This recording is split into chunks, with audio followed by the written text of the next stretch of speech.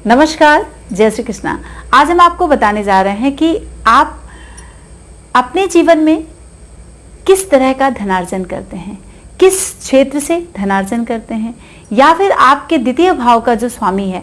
अभी मैंने पिछले वीडियो में आपको प्रथम भाव आपके लग्नेश के विषय की जानकारी दी। आज का जो हमारा विषय है वह है द्वितीय भाव, धन भाव और धनेश, है ना। तो चलिए फटाफट आप देखिए कि आपके जीवन में आपके धन भाव का जो स्वामी है, अब आप कैसे जानेंगे कि आपके धन भाव का स्वामी कौन है।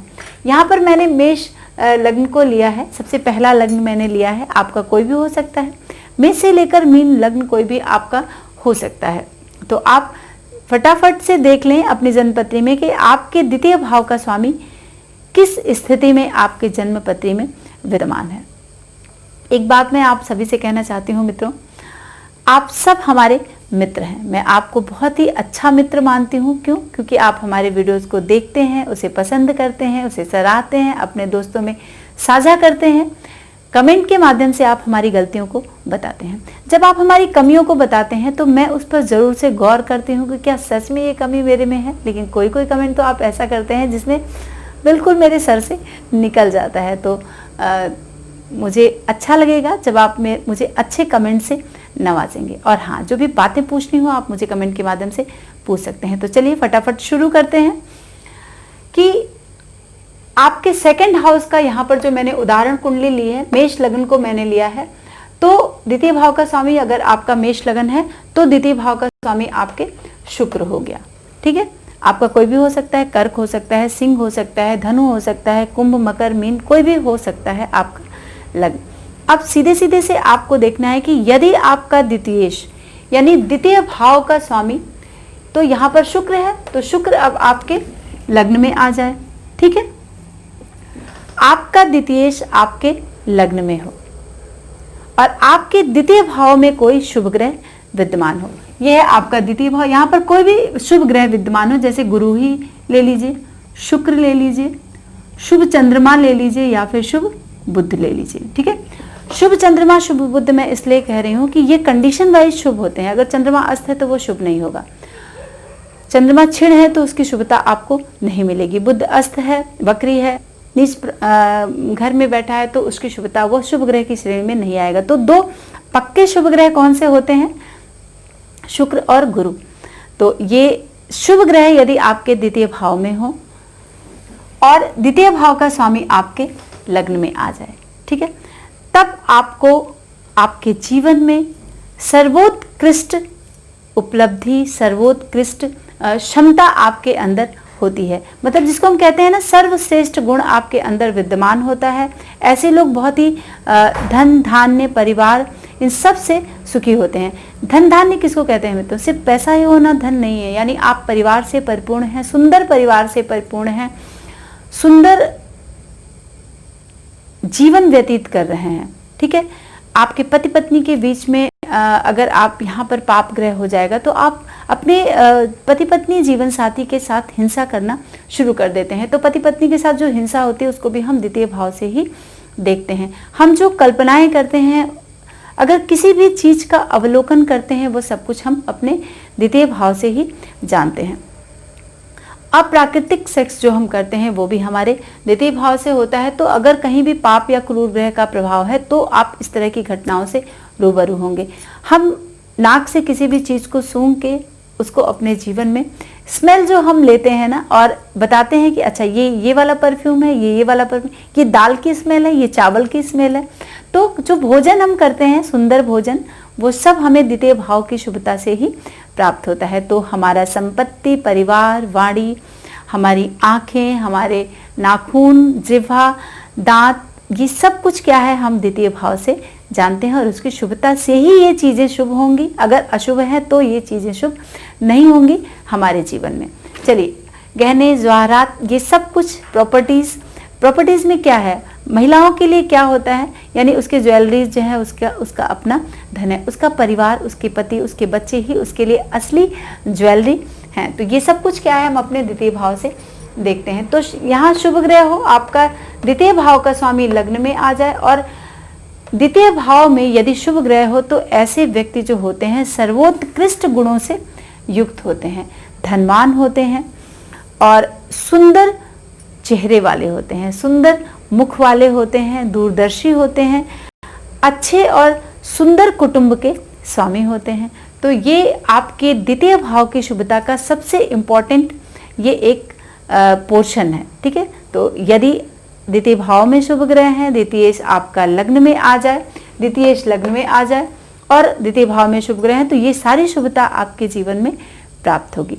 अब हम आपको बताएंगे कि आपके धन भाव का स्वामी यानी आपका जो धनेश है, द्वितीयेश को ही हम धनेश कहते हैं, क्योंकि द्वितीय भाव ही हमारा धन भाव है। तो जब हम कालपुरुषी कुंडली का जब हम वर्णन करते हैं तो किस तरह से आप इन 12 भाव से अपने जीवन की जानकारी लेते हैं। मैंने बहुत पहले जब शुरुआत की थी यूट्यूब पे, तो मैंने बहुत छोटे छोटे से वीडियोस बनाए हैं, उसमें मैंने आपको बताया है कि आपका लग्न यानी स्वयं आपका द्वितीय भाव, आपका पैसा, आपकी वाणी, आपका कुटुंब, ये सारा कुछ आप अपने द्वितीय भाव से, यानी ये हम खुद हैं, फिर हमारा पैसा, हमारे परिवार, फिर हमारा पराक्रम, हमारा घर, हमारा सुख, हमारे बच्चे, हमारी बुद्धि, हमारी शिक्षा, हमारे शत्रु, हमारा कलत्र भाव यानी पति, हमारे अष्टम भाव यानी गुप्त चीजें, हमारे आयु का भाव है, ये भाग्य भाव है, कर्म भाव है, लाभ भाव है और व्यय भाव है। तो ये है 12 भाव। ये सब क्या है? हमारे लग्न से। मैंने पिछले वीडियोस में आपको लग्न के विषय की जानकारी दी, आज मैं आपको द्वितीय भाव के सारे राज खोलूंगी। ठीक है, तो सबसे पहले आपको जानना है कि यदि आपका धनेश और द्वितीयेश सूर्य के साथ आपकी जन्म पत्री में किसी भी भाव में बैठा है, ठीक है, आपका धनेश, तो यहाँ पर मैंने जो कुंडली समझाने की कोशिश की है वह मैंने मेष लगन की कुंडली ली है। तो मेष लगन में द्वितीय भाव का स्वामी जो होता है वह शुक्र होता है। तो शुक्र आपका सूर्य के साथ किसी भी भाव में बैठ जाए, ठीक है, जैसे शुक्र है और सूर्य है, ये किसी भी भाव में एक साथ बैठ जाए। यहाँ तो मैंने दशम भाव में लिखा है, अब आपकी जन्मपत्री में किसी भी भाव में एक साथ यदि विद्यमान है तो ऐसे लोग बहुत ही ज्यादा विद्वान होते हैं, धन से परिपूर्ण होते हैं और जीवन में बहुत सारे उपकार करते हैं, लोगों की मदद करते हैं, जिसको हम राजा के तुल्य कहते हैं। तो ये शुभता आपको आपके जीवन में प्राप्त होती है यदि सूर्य के साथ आपके द्वितीय भाव का स्वामी विद्यमान है। तो फिर अब हम चलते हैं चंद्रमा, यानी सूर्य के बाद हम चंद्रमा की बात करते हैं। तो यदि आपके द्वितीय भाव के साथ, द्वितीयेश के साथ यानी धनेश के साथ, धन भाव धनेश के साथ यदि चंद्रमा विद्यमान है किसी भी भाव में, ठीक है, सूर्य के साथ चंद्रमा विद्यमान है, तो आपका जीवन कैसा होगा? यानी सबसे ज़्यादा इम्पॉर्टेंट हमारे जीवन में हमारा परिवार होता है, धन होता है, हमारी वाणी होती है, जिससे हम लोगों से संबंध बनाते हैं और लोगों से संबंध बिगाड़ लेते हैं। तो यदि चंद्रमा है तो ऐसे लोग किसी एक कला में विशेष ही निपुण होते हैं, उसी से उनका धनार्जन होता है और अपने जीवन में काफ़ी धनार्जन करते हैं। ठीक है, तो आपके जन्मपत्री में यदि चंद्रमा के साथ आपके द्वितीय भाव का स्वामी विद्यमान है तो आपको किस तरह का फल आपके जीवन में प्रदान करेगा? तो यहाँ पे मैंने सूर्य लिखा है, लेकिन मुझे शुक्र लिखना चाहिए क्योंकि आपके द्वितीय भाव का स्वामी जो है वह शुक्र है और शुक्र द्वितीयेश के साथ चंद्रमा यदि विद्यमान है तो आप किसी एक सुंदर कला से परिपूर्ण होंगे और उसी से आपका धनार्जन होगा। अब हम चलते हैं कि यदि आपके द्वितीय भाव का स्वामी शनि के साथ विद्यमान है किसी भी भाव में, ठीक है, मैंने अभी सूर्य बताया, चंद्रमा बताया, अब मैं शनि की बात करूंगी। तो शनि यदि विद्यमान है किसी भी भाव में आपके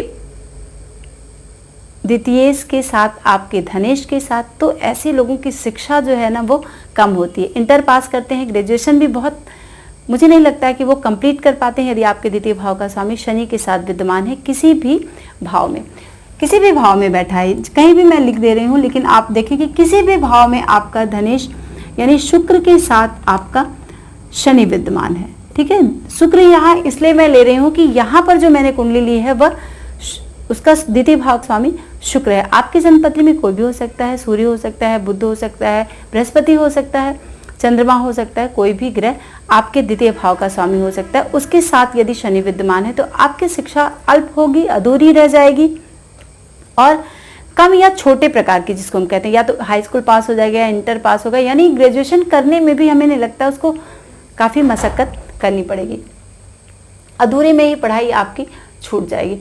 फिर अब हम लेंगे कि आपके द्वितीय भाव के स्वामी के साथ यदि बृहस्पति विद्यमान है, ठीक है, तो ऐसे लोग वेद पाठी ब्राह्मण होते हैं, शास्त्र का ज्ञान इनको होता है और उन्हीं से, और इसमें इस क्षेत्र में बड़े ही विद्वान होते हैं, ठीक है। और निश्चित तौर पर वह वेद पाठी ब्राह्मण शास्त्र के ज्ञाता बनते हैं और प्रकांड विद्वान बनते हैं। समाज में इन विद्याओं को लेकर वह समाज के साथ जुड़े होते हैं और उनके जीवन को संवारने की पूरी कोशिश करते हैं, ठीक है।